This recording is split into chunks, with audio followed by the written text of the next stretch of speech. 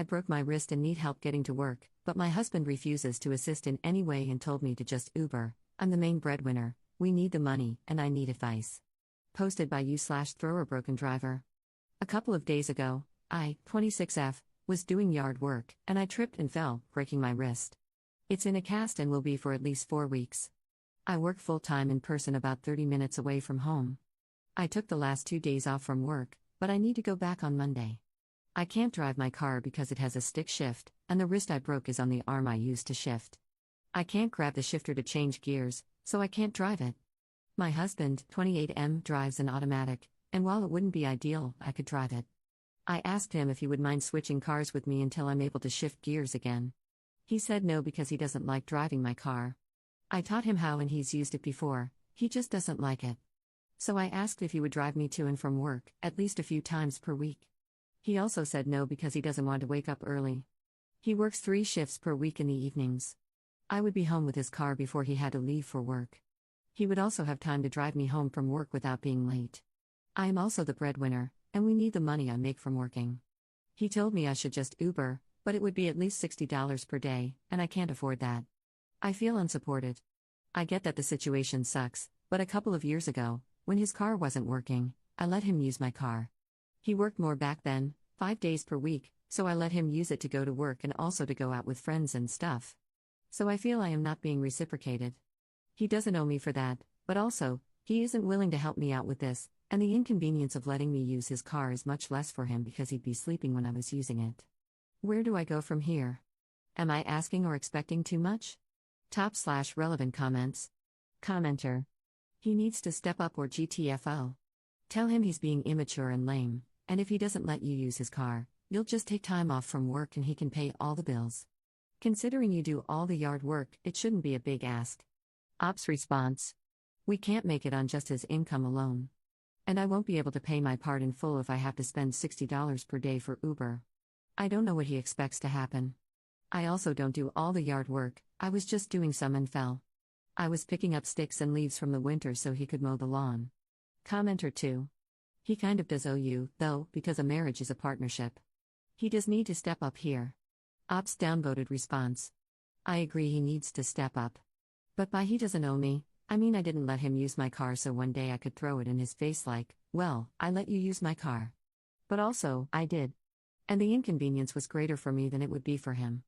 Commenter 3. I would be home with his car before he had to leave for work. Why can't you both just drive his car then? You don't even have to switch cars. You take the car in the morning and then get home before he has to leave. Like, what could possibly be the issue here if that's your schedule? So you have to fill it up with gas a little more often for these few weeks. Okay, is he going places during the day before he goes to work and that's why he wants his car? Do you know everywhere he goes during the day? I would be concerned about this. Ops response. That's what I don't get. He is definitely sleeping the whole time, I do know that. If not, I don't know when he would be sleeping. He goes to sleep right around the same time I go to work and wakes up around when I get back.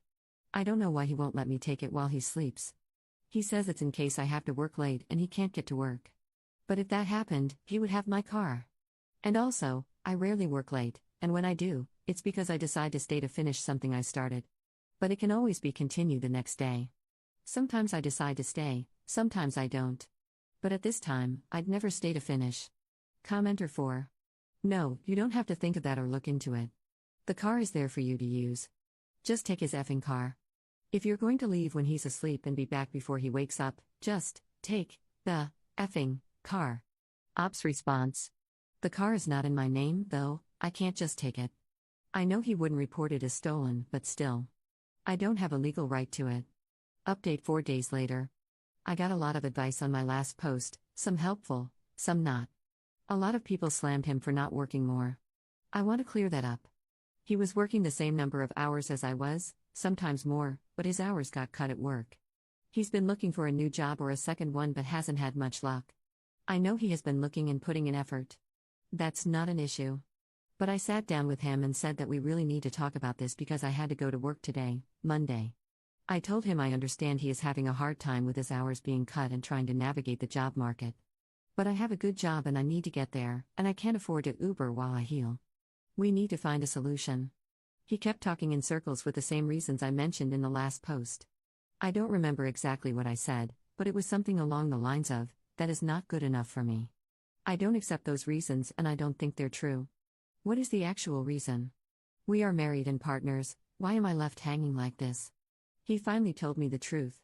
Since his hours got cut, he hasn't been maintaining his car. He had savings and maintained his car when he worked more, but when his hours were cut, he started using his savings to pay his part of the bills. And when it ran low, he finally let me readjust our spending. I had been pushing for it from the start, but he refused. When his savings ran low, his car started having problems and he couldn't afford to fix it. He needs new tires. He needs new brakes. The AC stopped working.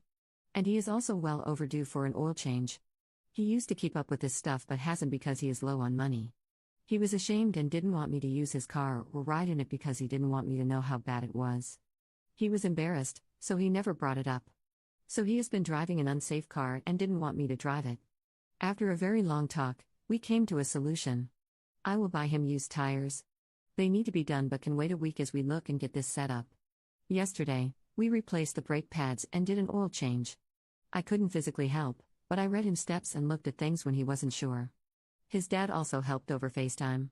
Between our brains, we figured it out. We decided not to mess with the AC because that's a comfort thing and not necessary, especially during this time of year. So in all, he was having a private struggle I wasn't aware of. I usually don't go in his car, so I never noticed. And this morning, he drove me to and from work. Either he will drive me or I will drive myself, with his permission. It depends on the day. I knew he was struggling with the lack of income, and I have been pushing and pushing for him to let me do more. But he held out due to pride, and his car suffered. And honestly, I think I might do the same thing. I still feel a bit betrayed, and the trust has eroded a bit. But at the same time, I also feel like I got closer to him. It's a weird feeling I can't fully explain. But in the end, I can get to work with his help. Top/relevant comments. Commenter. Make sure to give yourselves points for talking this out. Whenever someone asks what's the most important thing in a relationship, communication is always the winner, because without it, you can't do anything else. And your ability to have awkward and difficult conversations that stay respectful and clear is going to go a long way toward the success of your relationship. Ops response. Communication is key. We have always been great communicators when it comes to the hard stuff. I guess this time, his shame didn't let him let me in.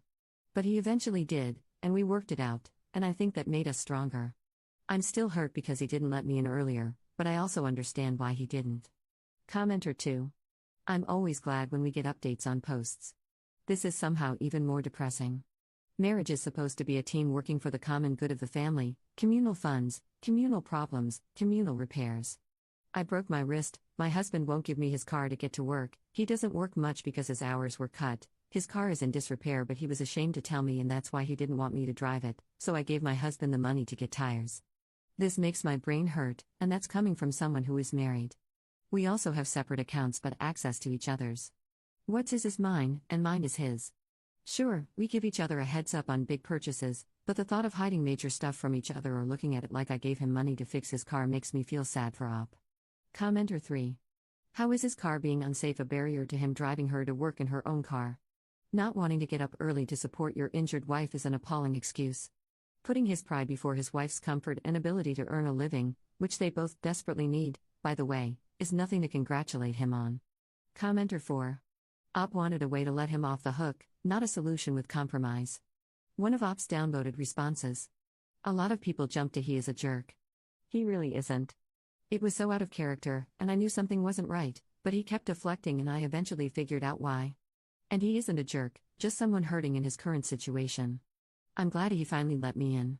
It's best for both of us, and we fixed the immediate issue. Next is working on preventing this from happening in the future. Editor's note. Op deleted her account, probably because of the number of people telling her that her husband was a jerk.